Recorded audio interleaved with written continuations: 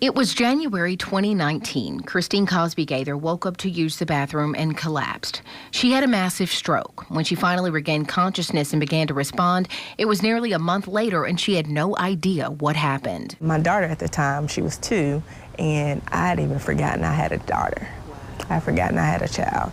So we had to be reintroduced to each other. Throughout her months of rehab, Cosby Gaither had to relearn to walk and talk. Her rehabilitation is ongoing. I had forgotten how to scramble eggs.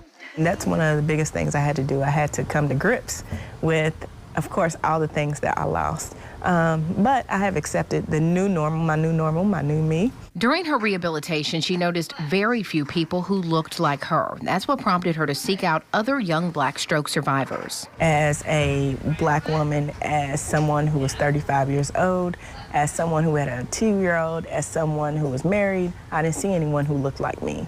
So since I didn't see anyone who looked like me, I always questioned, are there any other stroke survivors? Are there any Black stroke survivors? Because I didn't see anyone who looked like me who was young. When she couldn't find an online community, she started her own. That's how A Stroke of Grace was born. We created a community, and I created an Instagram account called A Stroke of Grace, just trying to connect with some other stroke survivors. Katie Brooks found A Stroke of Grace online and instantly felt connected. The first event she had, I was there, and I just felt like it was God putting me in a position to, in a healing, because at the time I didn't have anybody around me that understood. According to the Centers for Disease Control, more than 795,000 people in the United States have a stroke every year.